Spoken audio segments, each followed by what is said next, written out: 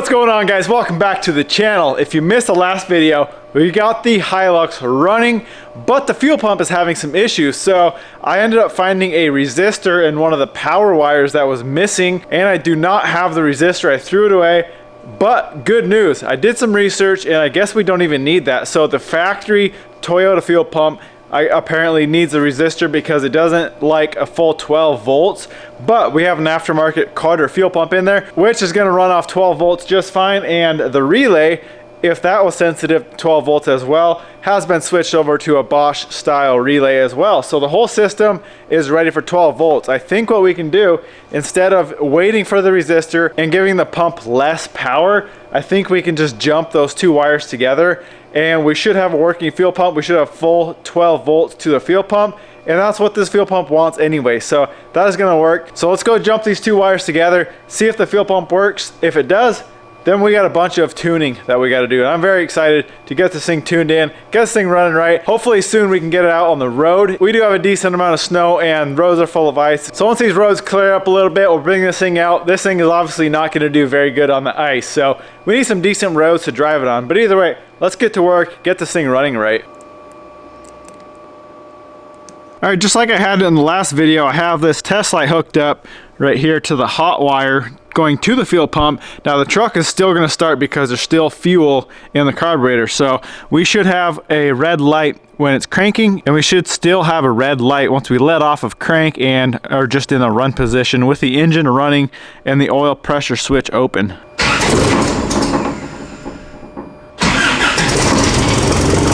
There we go. That's it. So I don't know what happened the first time. You saw it went out, but the truck died, so maybe it lost power there. Either way, let's hook up the wiring back, the fuel pump, hot wire back up the fuel pump, and see how this thing runs with some actual fuel pressure.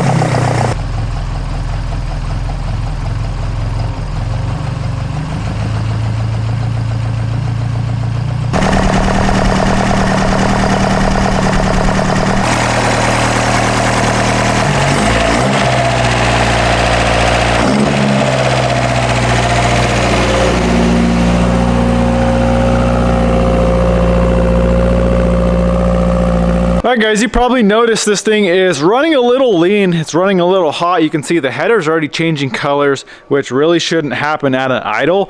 So we are definitely lean. My AFR gauge goes from like 14 when I started, and it just goes all the way up, and then it goes blank out of range. So it's super lean. Now, the idle jets under this cover will control that. I don't have any bigger ones. So what I ended up doing actually is I went and bought a few of these drill bits, 74, 73, 75, and 76.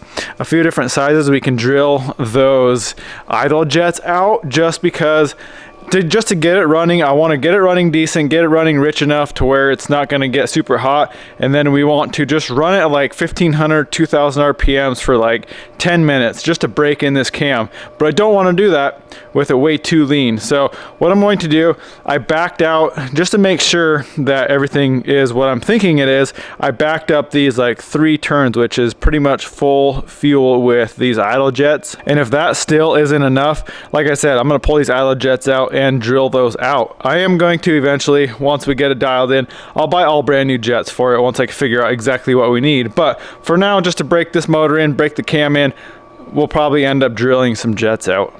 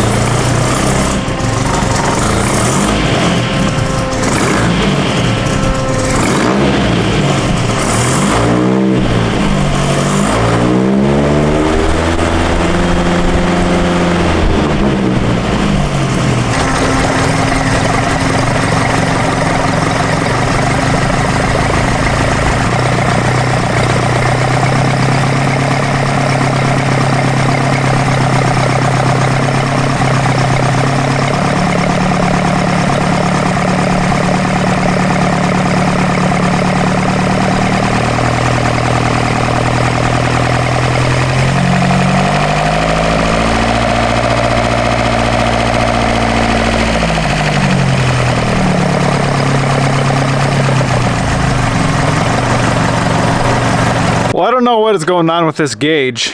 It's doing the same thing even when I don't start the truck. Goes through its startup, starts around 14, and then watch, it just goes all the way lean. Or at least it did a few times. Yep, there it goes. All the way lean, then 3 dashes. It does that every time, no matter if it's the truck's off or on. So I don't know, I need to contact AEM, I guess, and maybe this is a bad gauge or something.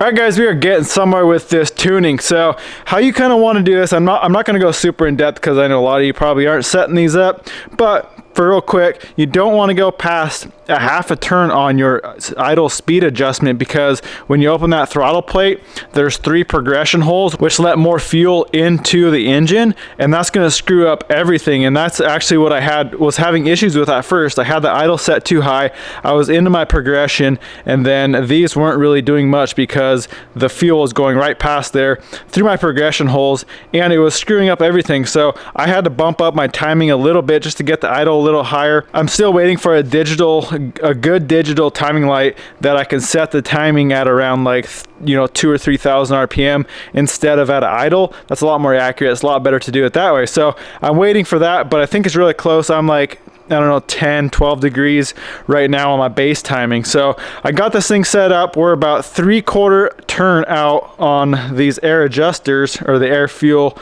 or idle adjusters, whatever you want to call those. And that's right where you want to be. They say between 1/2 turn out and like a turn and a half or 2 turns out. If you go any more than that or any below that, then you need to start messing with your jets. So all I did was drill these one size bigger. I think there's a number 75 drill bit for those idle jets, and that is fixing that seemed to fix my issues anyway. Running a lot better. Also, another thing you can do, you guys saw me, I took this infrared temp light and see the temperature of each runner, and they should be pretty close, within 20-30 degrees of each other. If you have one that's way out, say if you have one that's like 200 degrees and the rest are like 350, then you got some issues, and these are all pretty close. So we got that set up. I think we're really close. It's still got a bog. When you really just mash on it, it bogs. I'm not too worried about that right now, just because we need to get out and drive it. We need to break this motor in. We need to set the timing. We need to do a bunch of other stuff. Also, this gauge, I talked to AEM.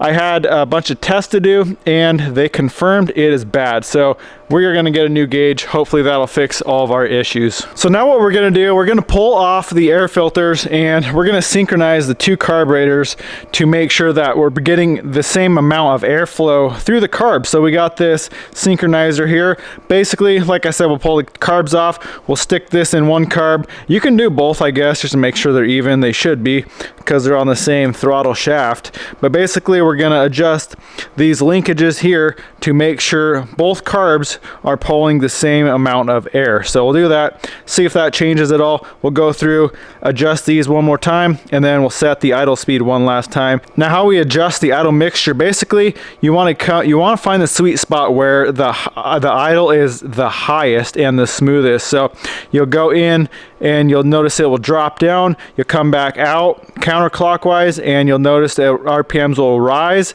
and then there'll be a point where they taper off and start falling again. You want to be right at that sweet spot, right on top where the idle is the smoothest and the highest. Hey, I'm going to stop you guys for 1 second and talk about today's sponsor. Have you ever heard of EcoFlow? Now, EcoFlow has a range of power stations / solar generators. They sent one over. I want you guys to check this thing out.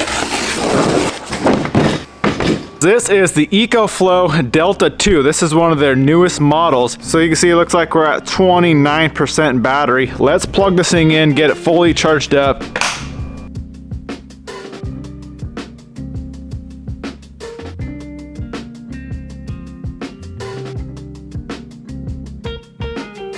Let's check out the specifications. So you can see this thing only weighs 27 pounds, so it's very light. There's the dimensions of it. The capacity of power is just over 1 kilowatt hour, and it is Wi-Fi and Bluetooth. So you can see I did connect my phone to it. You can see everything off your phone, what this thing is doing. So as far as the AC output ports, we got a pure sine wave, which is a very, very safe power. It's a very clean power. It's got 1800 watts total and surge of 2700 watts. We got a few different USB ports, and then it's also got DC power. Now you can see this battery is a LFP, which is the LiFePO 4, which is a very, very good battery. You can see we are charged up. So the middle number here is the percentage of the battery, obviously 100%, 98 hours. That is kind of an estimation on how long this battery has to live with the current load. And then over here it shows input watts and output watts, so you can kind of see what's going on. First things first, let's try out the grinder. So we're going to be obviously AC power. Grab the grinder, we'll go to the front, and we'll see what it shows for output. It showed about 2 hours, so I guess you could run one of these grinders for about 2 hours off this thing. All right, we got the phone plugged in, ready to go. Let's throw her on there. And look at that, we are charging. All right, now let's assume you were sandblasting something and power goes out. What are you gonna do? Well, you gotta finish your job. So let's go plug this thing in, see if it'll run the sandblaster. So it looks like we got about 50 minutes to finish up your sandblasting. And last but not least, perhaps the most important test of all, will this thing power my pellet stove and keep my shop warm? Looks like we are still running. We are pulling 300. Oh, the fan just turned on. And it looks like we're going between 1 and 2 hours. So probably, I don't know, safe to say 1.5 hours. We could probably run this thing. So one other thing I want to talk about real quick is another way to charge this thing. So you can do obviously AC power, plug it into a wall. You can get a solar panel, hook it to a solar panel as long as the sun is shining. But one other way, you can see we got an outlet here. This is for to charge it off your car, you can plug this thing in at the same plug-in back here that says solar/car input.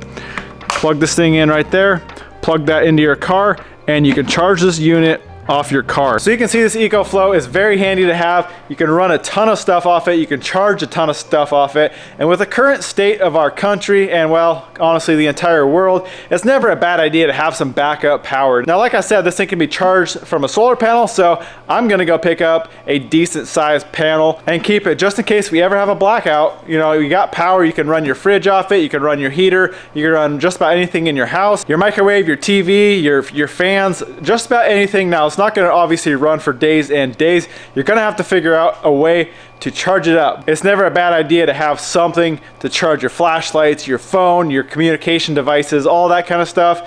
Very handy to have for that. Now, not only is it nice to have for that, you can also bring this thing camping. If you guys are into the outdoors, into camping and hunting, you can bring it out in the woods and power your whole campsite with it. So as far as charging speeds go, you can charge this thing from completely dead to 0% all the way to 100% in about 80 minutes with your standard 110 outlet plug. Just plug it into the wall. And as far as solar charging, they say about 3 to 6 hours on a 500 watt solar panel, it'll charge this thing 100%. So very fast charging. So if any of you guys are interested in one of these Delta 2s or any other product EcoFlow has to offer, go check them out. They're actually running their biggest sale of the year, their Black Friday sale. So go check out their website. I got all the links in the description to their website. You can check them out, check out the Black Friday, check out their wide range of power stations, solar panels, solar generators, all that kind of stuff can be found following the link in the description box. And their Black Friday sale is going from now till November 28th. So go check them out before the Black Friday sale ends.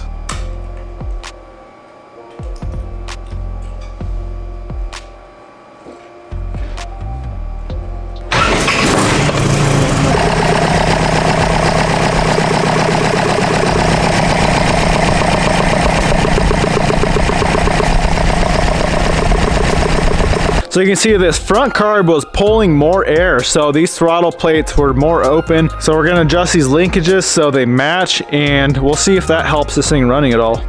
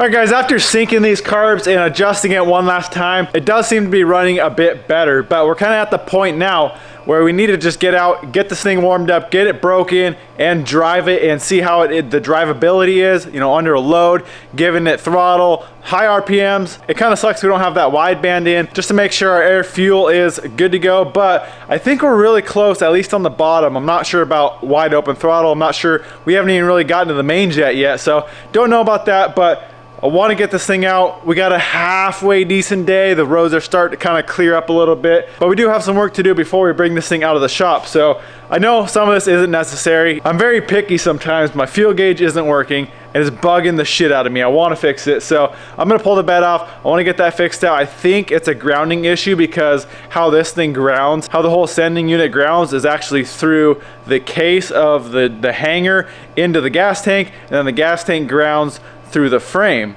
but everything is painted, so I don't know if we're getting a good ground. I may have to run a separate ground wire for that.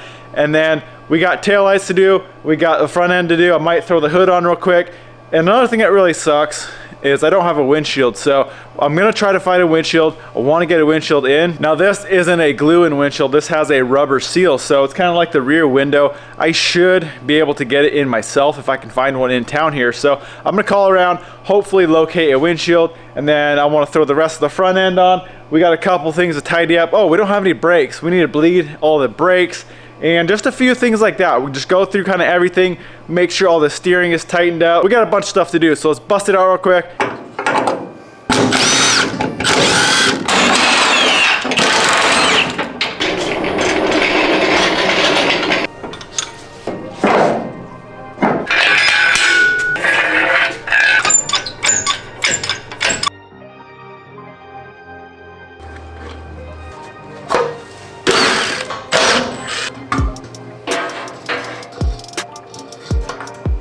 Okay, I think I found the issue. I went and tried to test this thing and I wasn't getting any readings at all through this sending unit. So I pulled this wire off. I wasn't getting any continuity even through from the pin out here to the pin here where the wire goes into the unit. And I was messing around with this and I pulled that out and that's kind of falling apart there. Even with this connected, I think that contact right there is so dirty. I'm still not getting continuity through here. You can see I get it through right here, but around this, it's so dirty, I think, it's not getting any contact. You can see right there, look at that, nothing, nothing, nothing. So I am going to get a new end on there because it broke. You can see that one of the sides broke off there, and then we're gonna Scotch-Brite that contact right there, get that all nice and cleaned up, and then we'll try it again and see if that works.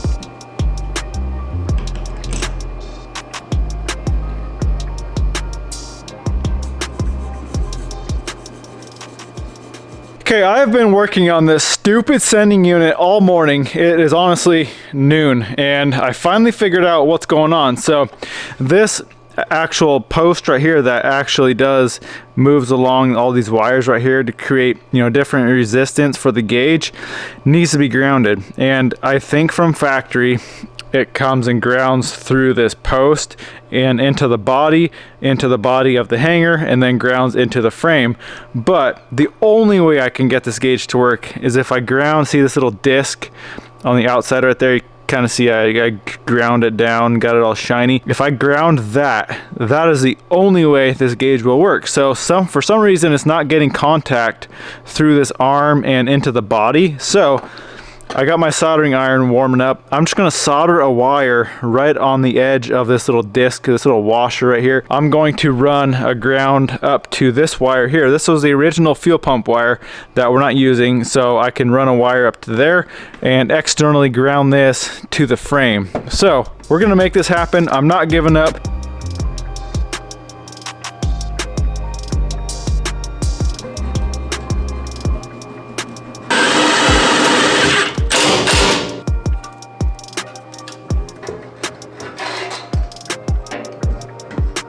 All right, we got everything hooked back up. Let's go flip the key on and make sure it works one last time. Here we go. And there she goes, it is working. And I have about a quarter, probably a little bit less than a quarter of a tank. So yeah, still moving up a little bit there. Right about, yeah, right where it should be, a little less than a quarter tank. So I think we are golden with that gauge.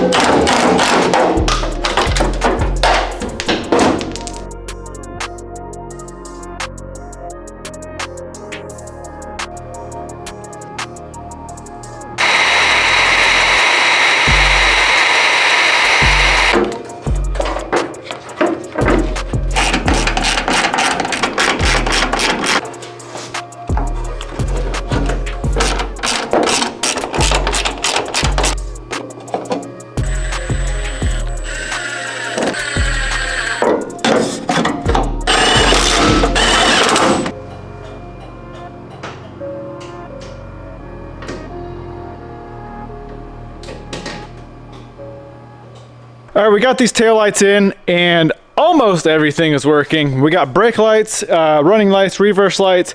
Well, everything with the taillights are working, but our blinkers are acting super weird. So check this out. We get hazards and they work. You can see, got both the hazards. So that is fine. The fronts also work. I checked all the bulbs ready. Turn the ignition on and turn the blinker on. It flashes once, you can see here, and then it's on solid. I still haven't figured out what is going on here. Everything seems fine, unless it's something with the relay, but you can see it's just on, and I don't know, I can't figure that out. So still working on that, but I've been working on headlights too. So you can see we finally got these things working. I have torn apart this entire freaking system, and come to find out, something in this relay right here just wasn't working. So I wired in, very temporarily wired in this Bosch style relay, which I'm going to use. But the weird thing is this relay actually switches. I can hear it switch. I can plug it in. Here, I can show you real quick. So you can hear the thing switching. I got no headlights, so I'm just going to wire in this 5-pin Bosch style relay, and we're going to call that a day and just do away with this factory relay. For some reason, I don't know, it just does not want to work. You can see I've torn everything apart. I went through everything because I thought the relay was good because it was switching. So we're going to wire that in.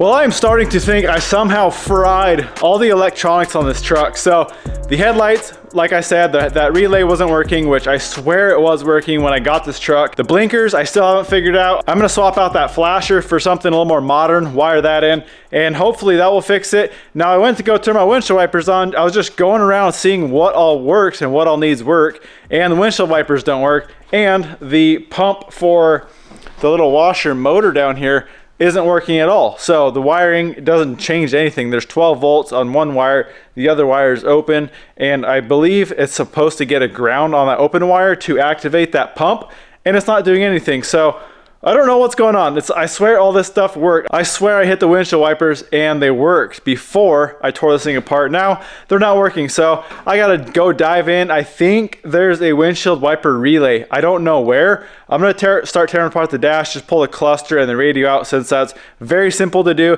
and I can get to most of the wiring up underneath the dash. And I'm gonna try to find that relay if there is one. At least on the wiring diagram it shows a wiper relay. So we're gonna try to find that and also figure out what's going on with this wire, why we're not getting a ground. I'm gonna pull apart that switch. Maybe the switch contacts are dirty. I don't know. Like I said, I swear all this stuff worked before I took it apart, and now none of it's working.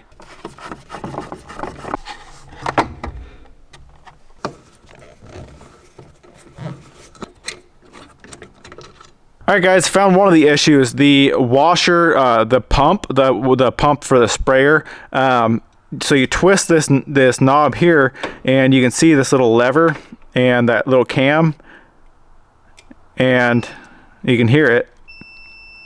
I got my test light hooked up for continuity to ground. So when this arm right here touches this little arm, it connects to ground, and it turns that pump on. So I'm gonna just take a little sandpaper, clean up those contacts. I think those are just dirty, and that should be fixed. All right, guys, the real test. I cleaned those contacts up, give them a little sand, get them shiny and clean. Now the real test, let's spin this thing. I hooked up the pump up there, so let's turn it and see what it does. We are working, guys. All right, we picked up a EL12 flasher relay now. Like on the Tacoma, I think I ran one of these. When you do like an LED blinker, you get the hyper flash. When you swap one of these in, it completely fixes that problem. So I don't know if it's gonna work on here. Napa had it, so we got it. All right, we got it hooked up. The plug-in was a little different. We just got some alligator clips running in there. So let's hit the hazards. It's clicking. Let's go see what it's doing. Well, we got hazards. The real test is blinkers. So let's try that. Let's see. Sounds good. Yeah, we got a blinker there. That is good. Let's try the right side. I think we got a winner, boys. EL12 to the rescue.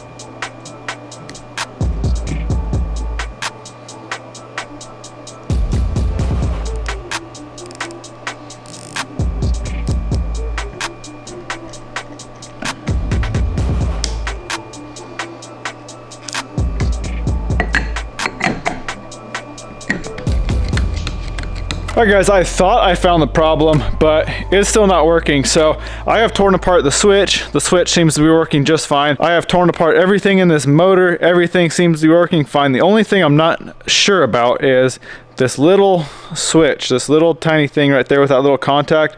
That is for the ground. That runs all the way up through the ground. And I can't wrap my head around what's supposed to pull this thing closed and give this motor a ground. I don't even know what that little thing is called. That might be the problem. I don't know. Like I said, I have no clue what it does or how it works, but I have power to both of these other legs. So I know we're getting power to the motor. I don't think we're getting a ground because of this. So this is like, I've been screwing with this thing for 4 hours now. I can't figure it out. So I'm gonna put it all back together. I need you guys' help. Let me know if you know anything about these, if you know how to get, or what causes this little contact to close and create and complete the circuit with the ground. I can't figure it out. I don't know. So I'm gonna put it back together. We're gonna leave this for now. And we're gonna go, I guess, bleed the brakes and kind of get this thing halfway ready to go outside.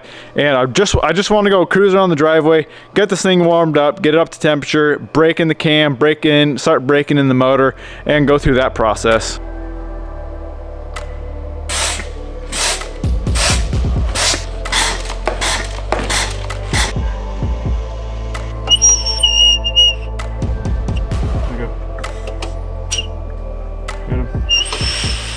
Well guys, I cannot catch a freaking brake. No matter what I touch, something's screwed up with. So you guys know I painted this booster. I knew this thing was good. It worked good before I took it out. I worked good before I took this truck apart. But now when I step on the brakes, there's no pressure that goes into the master cylinder. All the pressure comes out of this port.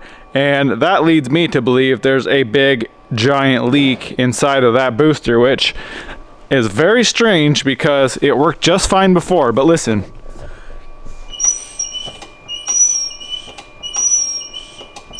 there's no pedal pressure at all. All that air is coming out of this port right here. So I don't know what to do because they don't make, or at least I can't find a booster, a new one.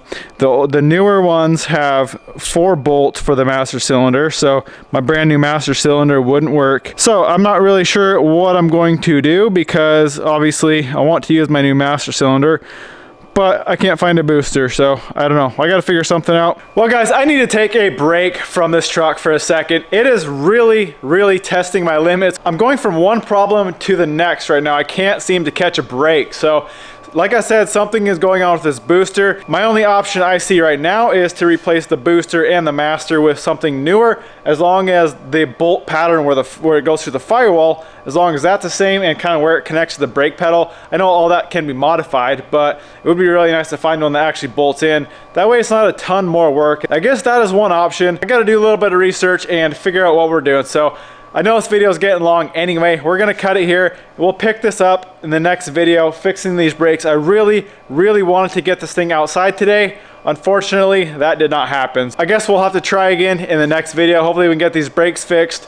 Also, the windshield wipers is another thing that's kind of pissing me off. I've spent so much time on that system and I cannot figure it out. So I know we have power to the motor. I went on eBay, I bought another used motor. I'm hoping that's gonna fix it. If not, I don't know, it's something else. Oh, and by the way, I did find the correct wiring diagram. There is no relay. It is straight from the switch on the dash straight to the motor. So there's no relay. There's nothing, there's not really any other wiring other than the switch, which I tore apart. I checked everything on the switch. It is working absolutely perfectly. So the only thing it can really be is that motor. Well guys, I'm hoping for a little better luck in the next video. For now, I'm gonna end this one. Hope you guys enjoyed it. Why don't you go smash that thumbs up button, comment, subscribe. We'll see you in the next one.